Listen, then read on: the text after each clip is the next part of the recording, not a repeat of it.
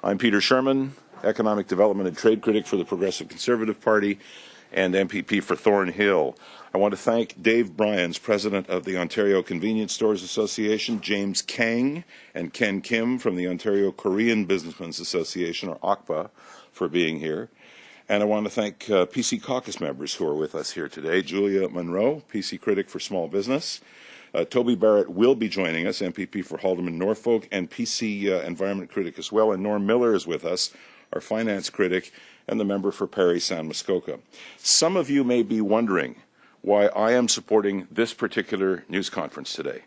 First of all, back in the fall, I went on a trip with the Ontario-Quebec Parliamentary Association to Quebec City, and we met for a weekend and talked about issues of mutual concern. And one of the issues was contraband tobacco. It was an extensive conversation.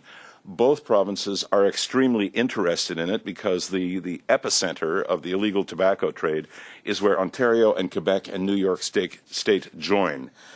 Quebec, interestingly, since that, in fact, the week after that conference, introduced far-ranging legislation to control the tobacco industry. We in Ontario haven't. Secondly, I have met many times and spoken with Dave Bryans, who will be speaking to you shortly, and I now understand better the implications of the illicit tobacco trade in the province of Ontario, businesses closing, and the incredible disappearance of tax revenue that this province has a rightful right to have. And in a meeting last Tuesday, and very much by happenstance with Chief Bill Blair of the City of Toronto Police Department, he emphasized that contraband tobacco is the stock and trade of organized crime. That was news to me. I knew there was a connection, but not at the level that Chief Blair emphasized. As economic development critic for our party and for the official opposition, all of this is very important to me.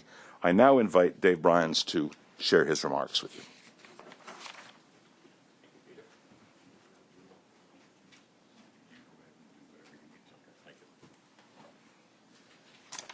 Well, good afternoon, everybody. I want you to know that 1 out of every 2 cigarettes in Ontario is illegal and being trafficked in this province by organized crime groups. And this is in every town, city, and village in the province of Ontario. If HST is introduced on July 1st as planned, it will divert millions more in taxes to organized crime. It'll be like throwing gasoline on the fire in this province.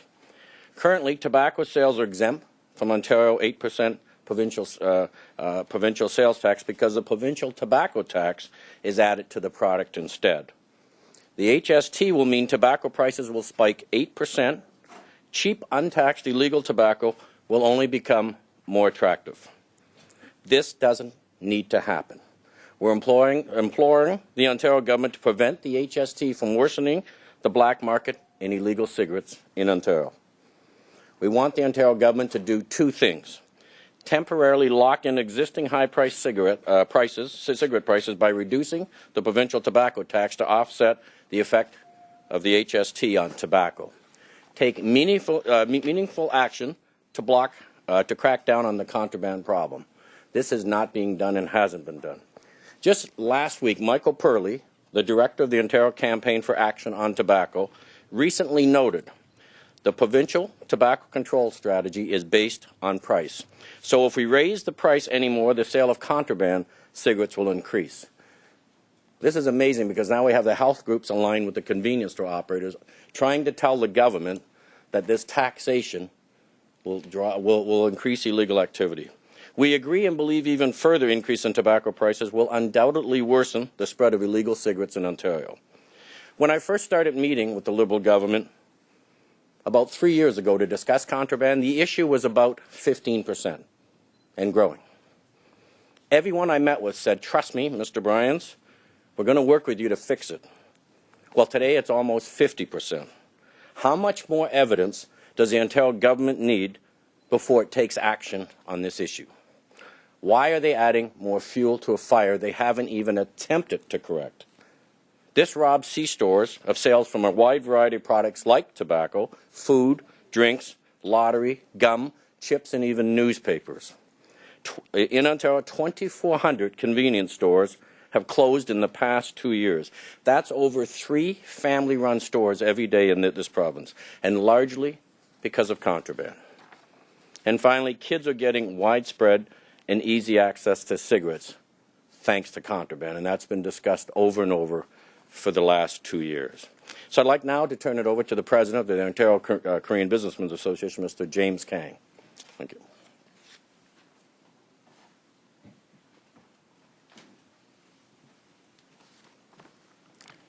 Good afternoon, ladies and gentlemen.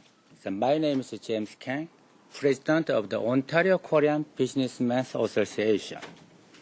Our members own and operate over 2,300 convenience stores in Ontario and employ more than 10,000 people. Our members are small, family-run convenience stores in neighborhoods throughout Ontario. We are hardworking Ontario families who work long hours to support ourselves and put our kids through school. We play by the rules, pay our taxes, and support our communities. But contraband tobacco is robbing our families as legal tobacco sales disappear to the black market. But the problem is bigger than just tobacco.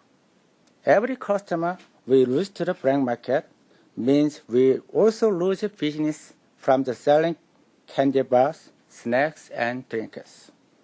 As a result, the huge market in illegal cigarettes is driving Korean-owned convenience stores out of business every month. We are hardworking entrepreneurs, the kind of people the government should be encouraging and helping, not ignoring. We've tried and met with many politicians to tell them about the effect the criminals behind the contraband tobacco are having on our communities and our businesses. But no one seems to be listening.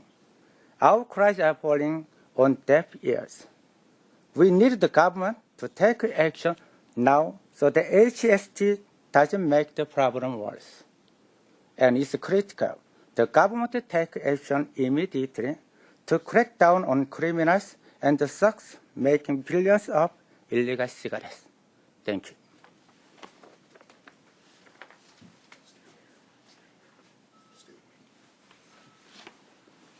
Thank you very much, James.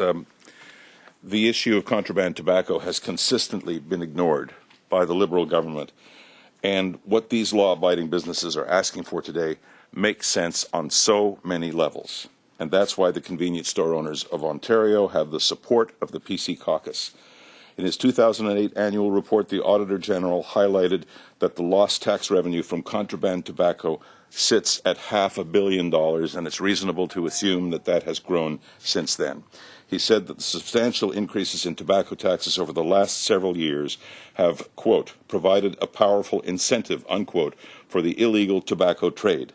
Since 2003, the McGuinty Liberals have increased tobacco taxes by 25%. That's led to the figures you heard today. 50% of the cigarettes smoked today are illegal and very likely to grow. We all know that when you add another 8% to the sale of legal cigarettes on July the 1st, it will trigger a significant increase in the sale of contraband.